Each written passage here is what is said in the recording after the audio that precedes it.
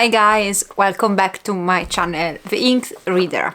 I am filming this on the 1st of November after I survived a party for my child at home. I didn't survive without any pain and consequences.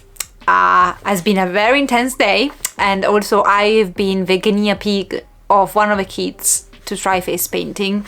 It's supposed to be a snake, and because the rest of the week is gonna be hectic, I have literally half an hour to sit down and film this. So we're gonna do this with a very exhausted face and the art of a 6-year-old on my face, and we're gonna roll with it.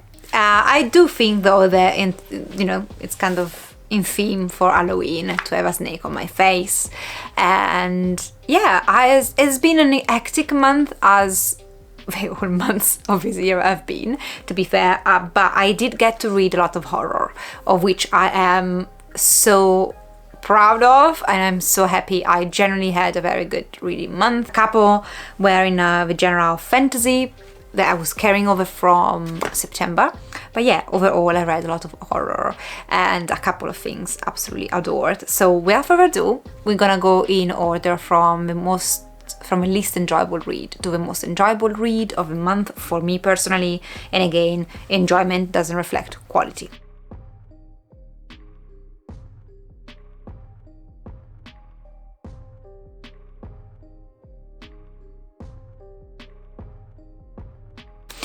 So let's start at number 7, because I've read 7 things in total. And at number 7, after a bit of a debate, because it's between these and number 6, I decided to put The Only Good Indians. This is a book that my friend from my book club lended to me a year and a half ago. Never got around to read it, and then when Halloween came around, Halloween season, I was like, no, listen, Eva, it's been long enough. You need to just get on this. So this is the story of these, I believe, 4 or 5 individuals. They are Native Americans that are now facing the consequences of something that they did together on a hunting trip a decade or more before the start of this story. So they went on this hunting trip where they weren't supposed to be there and do what they did, and 10 or a bunch of years later, whatever they did came back to hunt them. So I'm gonna just leave it at that. Listen, there were a couple of things I did enjoy, namely the characters. I really found them interesting, all of them, and I also really liked the motivations of the bad guy. I liked why this is happening. I get it. All the rest really didn't work for me. His writing was not easily accessible for me. I just really struggled. I had attempted this by audio and I couldn't do it. So I had to put it down, and now I've tried the physical format and I still really struggle to just read his writing. It doesn't have a this is filled with mechanical and basketball terms that, I'll be really honest, I never bothered to learn in English, so definitely some of this is my fault, but I found that the things that he was describing at times were like I just couldn't understand them. And it's quite rare nowadays to have like whole paragraphs where I really struggle to translate. So yeah, here it happened a bunch. I also I think like for the amount of plot or whether it's happening here, it was dragging at times. Some things happened slowly, and although you'll see in a second, I really don't mind slow horror, somehow this didn't click with me. At any point I didn't want to put this down, and I was invested in the characters, but some of the scenes were gory, but there was also part of this that I just struggled to buy. Said that, I think this, because of the protagonists being Native Americans, and I do believe that the kind of horror and the plot, potentially I am very ignorant on the meta, so don't quote me on this, but it might be steeped in their culture and lore, and I know nothing about that. So it might be that also I couldn't fully appreciate what this was because I'm just not familiar with the culture that it's taken inspirations from. This might be, but ultimately what really didn't work for me was his writing. And I might try more by him, but at the moment I'm unsure. So let me know if you read anything by him that you preferred 1,000 times more than The Only Good Indians, and I might put that on my TBR eventually, or let me know what is your experience with the author, because as of now I'm gonna give this back to my friends, and it was probably 3.5 or 3 stars, I don't even remember, probably 3. Okay, the next one actually initially went at number 7, and then I swapped them just because overall the plot, I slightly enjoyed this one more. But don't get mad, because this is an unpopular opinion, because overall I wasn't the biggest fan of this. At number 6 I got The Shadow of the Gods, and this is my first John Gwynne fantasy book. I never read anything by him, and this is the start of his epic saga. It's inspired by Norse mythology. It's a very Viking era fantasy, but the gods that he makes up in these are like made up, and you follow this kind of 3 characters, 3 point of views, navigating this harsh world that's been left after the gods died in a war. And so the gods are not around anymore, but there are a lot of creatures, and there are a lot of still consequences between different factions of humans as a consequence of this war. And so again, it's a writing, guys. I wasn't a fan of his writing. So while the author of The Only Good Indians, I struggled just really going through a sentence by him. That was not the case. Like, I didn't have to get help for translating this or anything. Like, I kind of understood everything he was writing about. I just found his writing just okay. And I don't know, I've come to realize that if you have good, like if I have a writing that I click with, I will appreciate your book more despite whatever is inside, plot content, I mean. And his writing was just okay. I didn't hate it or anything, but I didn't find it, as, in my opinion, as good as some other fantasy authors that I love and enjoy. This is just a very personal preference. I did like a couple of the twists, but I did think about putting this book down a bunch of times and just DNF it. And then I was just like, well, Eva, you just got 100 pages, 200 pages of where there is. I also have to say that I would have preferred if he had kept the original gods, Nordic gods, I mean. I would have probably preferred if he had just kept the story with those gods in. Somehow, the making of new gods, I just couldn't care much about these gods. And therefore, if you don't care about these gods, the stakes in these are not gonna feel as high as they should. And again, exactly, that is probably something that just came pop in my mind. I didn't feel the stakes of these. Like, the stakes that these characters were facing never felt particularly interesting or powerful to me. And therefore, the fact that also this is a traveling fantasy where the protagonists do travel a lot, and you probably, if you're new, you don't know this, but if you're not new, it's rare, it's not unheard of, but it's rare that I enjoy a traveling story. Like, if in a fantasy book all they do is travel all the time, at some point, unless again there's amazing writing or I do buy in the stakes of these characters, I get bored. And this was the case. So no, I am not continuing this actually. I am giving up on the series because everybody loved this book. It was the best book of so many booktubers that I follow. I'm so glad for them. It's definitely not gonna make into my list. But also I've read mixed things about the second book.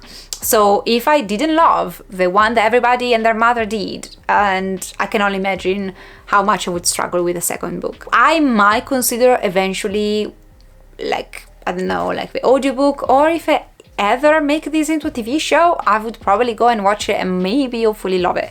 But no, I don't think at the moment that I'm gonna continue on, and I might potentially also give up on the author. As of now, I might change my mind, but I really don't want to push myself through reading all his backlist of books if I just don't click with his writing, and that's just okay. It's just me. So yeah, unfortunately this was not a win. Okay, another very unpopular.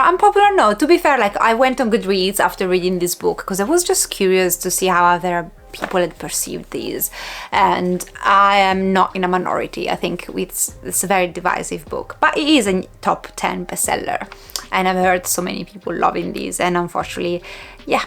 And number 5, I do have The Last House on Needless Street. This is a thriller, horrorish thriller. It's a psychological thriller also, if you want, in a sense, and it's the story of this man who lives at the end of this street, and a new neighbor moves in, and this man, he lives with, you know, a cat and his daughter, and this new neighbor comes in and she's after something, and basically the arrival of this new neighbor puts everything on the line for our main protagonist and changes things. And yeah, I'm just gonna leave it super vague, because everything you can, like, the way I want to speak about these, it might spoil stuff. Now, this is a case where the writing I quite enjoyed. However, this book is a book that relies a lot on what's beneath it all, and I guessed what it was beneath it all at page 18. And at page 18, I called it, and I just said, yeah, let me see. And then I kind of never wandered off the idea. She never managed to make me doubt that I was wrong in my belief, and I wasn't. It turns out I was perfectly true.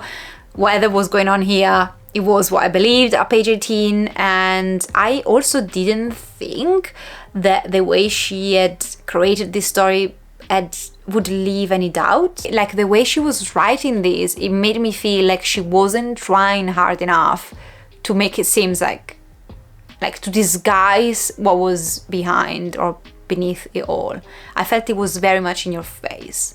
But I don't want to sound like a bitch. You didn't guess. Like, how could you have not seen it coming? Because I saw it coming like miles and miles away. But yeah, weather. So that didn't work out for me. There were a couple of things, a couple of explanations of things happening toward the end that I had not called, had not seen it coming, which I appreciated. And I did really like the character of Ted and his trauma and the struggles, and it's very difficult to describe this without spoiling anything, but I really enjoyed how strong, or how he really tried, basically. Just saying that. I appreciated that, and it did drag though a bit, because this book again relies so much on that's what it was all beneath it all, and if there is no moment in that, I think, you know, the whole experience is a bit ruined. I don't know, I didn't mind the writing though. Again, it was okay. It was overall okay-ish. It was a pity though. I wish I had not seen it coming. I would have definitely loved this book differently, but again, if you don't see it coming, if for you this works, I do understand why people love it. Like, I genuinely understand if you don't understand what's going on, or, you know, you get to the end and you find everything out, then I do understand the appeal of it and how this might stuck with you in the long run. Okay, then I've got Spiral, which is book number 2 in a series by Suzuki, and the first book is Ring, the famous book of which the movie is based on, and I'm not gonna spoil the second one because it is a kind of continuation with a different protagonist, but it very much relies its basics on, you know, the plot and what happens at the end of Ring. So in the first book, Ring, you follow this journalist who is investigating the death of these very young people that had spent a weekend away together to celebrate, or just spend some time together, I don't remember. And then 7 days after they had been on this cabin retreat, sort of, they all die in different parts of the city, but of the same cause and at the same time. And it's a very mysterious circumstances, because these people were not sick, they were quite young, and so this kind of journalist starts to investigate how come they died and of what they died of, and so on. If you have seen the movie, you know the basics of the book, and I really enjoyed Ring. Spiral was a mixed bag for me. I enjoyed definitely the investigative aspect of it. It kind of continues on from book number 1, and putting together the pieces of his mystery continuing on, and the new layers that are added definitely worked well, and it kept me engaged at all times. But on the other side, I had a couple of critiques, especially with the main protagonist, where I really enjoyed him for the majority of his book, and I found him quite clever, but at the end what he does is so dumb, and I was like, you can't make me think of this guy as a bloody genius that's putting this thing together, and then you catch him on that thing. Like, it doesn't make sense that anybody who had gone through the 3/4 of this book then would fall for something so crazy. So that didn't work out that well for me. I also think that this is very scientific, and it's an explanation, and it basically tries scientifically to explain a paranormal phenomena, if you want. And I was just like, the science just went above my head. I don't know if it's realistic, the science. It did feel like, the few things I know, it did feel like it was potentially steeped in reality. The science behind these then, I guess, made it up for the end, but it was very complex, and the guy really tried to explain to me, but I don't think I got it. But basically, yeah, that part was fascinating. I think in my mind, though, I kept comparing these to Parasite Eve, which is another horror by another Japanese author I read last year or the year before, and it was abysmal. It was so bad. And so some parts of this kept reminding me of that, not the gross, definitely 1,000 times better Spiral. But yeah, I'm curious though, because I've heard mixed things about the third book. A lot of people hate the third book, and now I'm genuinely curious. I want to read it, but I'm also afraid. So have you continued on past the third book? Because I can put up with a bad third book if I know that the fourth one is going to redeem the thing. So let me know. Then I will have to put Legendary, and this is a YA fantasy. The first book is Caraval. It's a very popular trilogy about this girl, Scarlet, in the first book, who participates in this magical caraval. It's this kind of competition, magical competition, that she has to win in order to find her sister.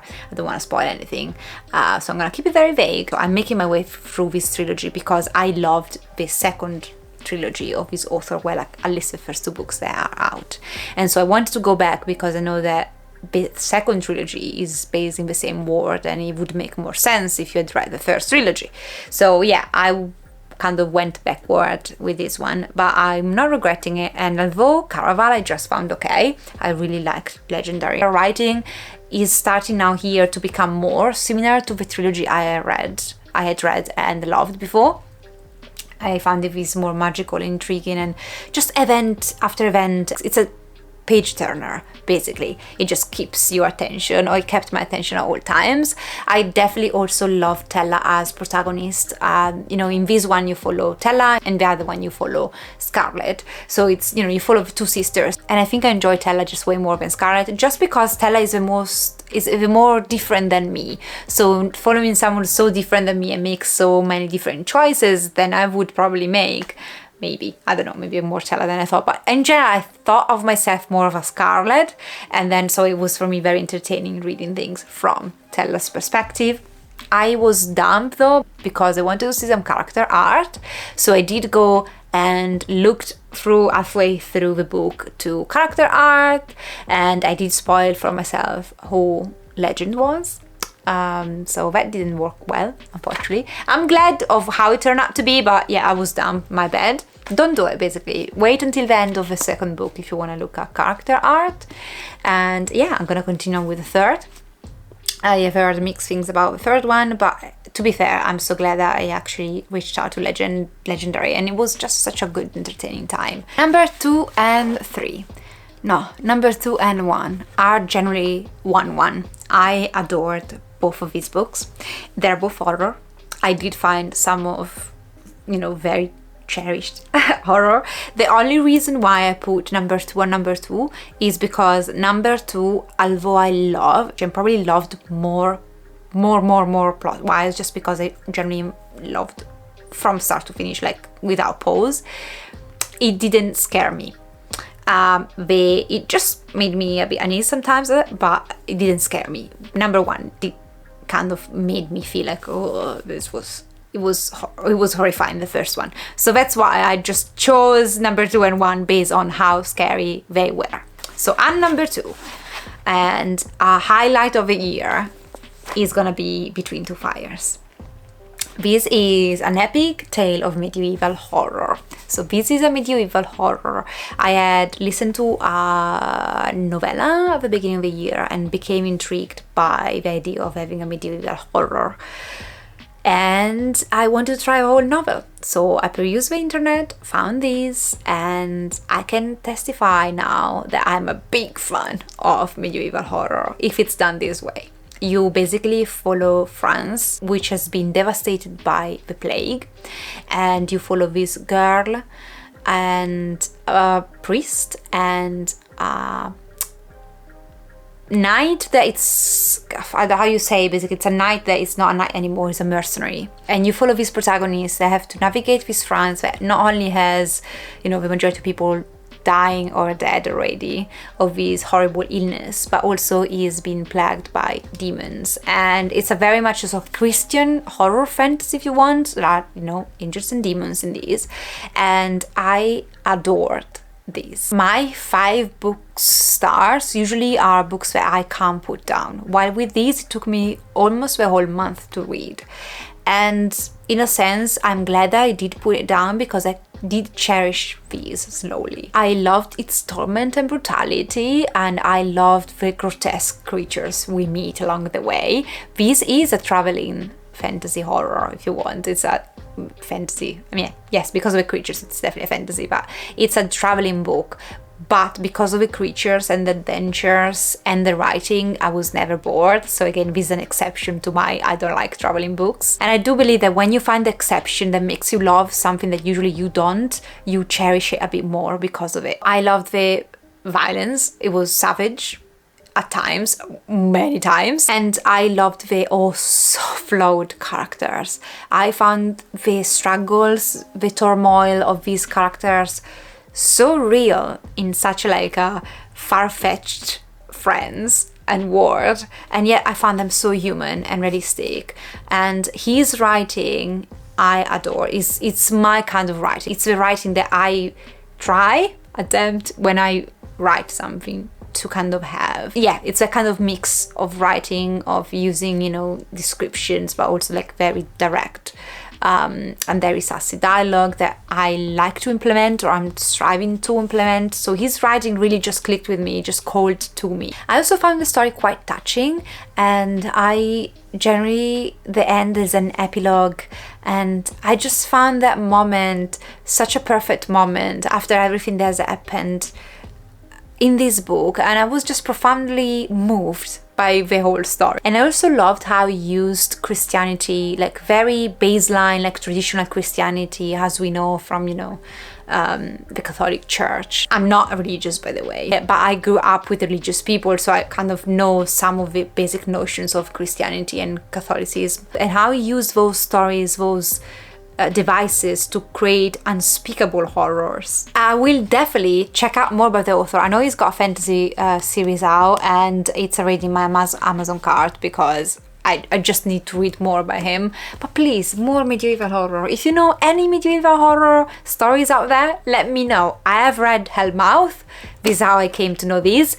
But anything that's not Hellmouth or Between Two Fires, and it's medieval and it's horror, and it's awfully good, let me know. And finally, and number 1, the book that took my life by storm together with Between Two Fires. But this book, the last 10 days really consumed me, especially the last week, because I was trying to finish it. It's No One Gets Out Alive by Adam Neville. And I've noticed a trend between these and Between Two Fires, which is I love horror that has amazing writing. If you have very good writing, I'm gonna yes, I love horror in general, but it's gonna give that kind of additional points, and that's the case of both of number 1 and 2 for this month. So what's the story of this? This is almost it's 620 something pages. It's a massive horror, and the stories you follow this girl that she's very much down her luck. She had to flee from her stepmother house after her father died, and the stepmother kicked her out. So she is unemployed, basically, finding jobs here and there. And she moves to Birmingham in order to find some work. And she finds this very cheap room in this Victorian house, and she just decides to go and stay there because it seems like too much of a good deal to pass. So she moves in 82 Edge Hill Road, and the rest is history. This is a haunted house horror. It's unique though, because I don't know, guys, I don't want to spoil anything. I know there is a movie out, but I generally was so creeped out by these, and there are so much instances of violence against women and torture that I do not believe I can put up with the movie. So if you have watched the movie, let me know how scary it is and how much graphic the violence is, because if the violence is not too graphic, I might be even curious to try it, but if it's too graphic, I'm not gonna do it. It was at times so disturbing that I felt like I couldn't go on and read. I would say look up trigger warnings because they're all in here. And it was a very hard read. Now, the first 400 pages, you do focus on the house. And then in the last 200 pages, you do have the afterwards of what happens in here. Don't want to spoil anything, but it's very hard to review this book without spoiling anything. Anyway, the last 200 pages, although I enjoyed them, and I generally love his writing, I found more dragging than all the rest. The rest is such a spiral down the most filthy, debasing, grotesque people and house I've ever read. In these details, I think what this man does, so this, Neville, it's creating with his writing such an atmospheric horror, and it's a slow horror, that it really makes you like you are there. I was generally so much invested in Stephanie's story, and I was generally at ease, and I did generally had to sometimes put it down and just say, I'm not ready to read these. Maybe it's too close to bedtime. I'm gonna have nightmares. I am not ready to see this playing out because I know it's gonna be violent and brutal. And it's a book that I generally felt sometimes I had to put it down. And it was so disturbing. And the way he describes stuff, the way he really takes time to make you picture what's happening, I found it brilliant for an horror writer. Like, I was like, I need to read everything this guy's put out because it's so good.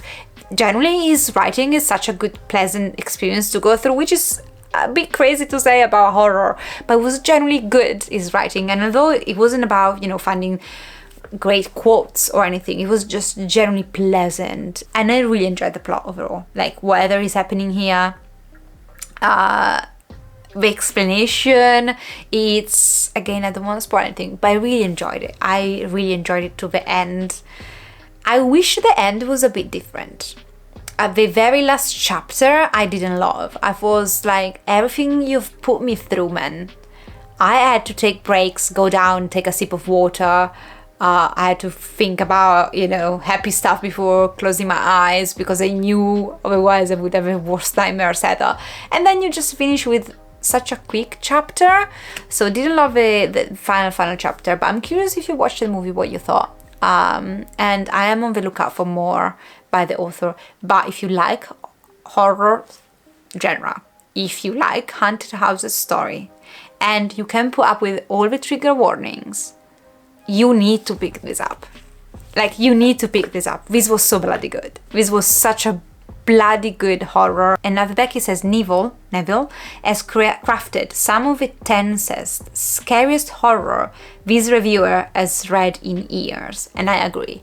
It's probably like one of the scariest haunted houses story because of the violence that it's real. And as again, you probably might not know this, but I did work with sexual violence victim, and although I never worked too much in human trafficking, we had a couple of cases coming through the couple of years I worked there. And some of the violence and aspects to the violence that comes with human trafficking and with sex trafficking, it felt very real. It felt like it could be happening right now while, you know, you're watching these, and you probably to a certain degree it is happening. And that notion, knowing that there is some truth behind the violence that does happen against women, it makes this such a hard read, but it also makes such a horror that was effective. Basically, it generally scared the living shit out of me. It generally made me feel this is the last place on earth that I will ever would like to be. Like, I would generally lose my sanity. And having a book that makes you feel, well, actually, if this was happening to me, I would lose it. Because most of the horror I read, I don't immerse myself so much in the story, but for whatever reason in this I did, and it was mind-blowing. I don't know if it's just me, I found this horror so bloody good. So bloody good. This, Between Two Fires, 5 stars, hands down, highlight of the year. Guys, thank you so much for watching. I'm gonna try and remove this from my face. I might keep it for dinner, because you know what? I don't mind it. If you're new, I promise, usually I do not have weird looking animals on my face drawn by kids. Usually, on average, it's not happening on my videos, but I would love for you to subscribe and stay and be part of this small community. If you are a recurring viewer, thank you so much for coming back, and let me know, guys, all of you, what you thought about some of these books. If you've read them, are you curious to pick them up?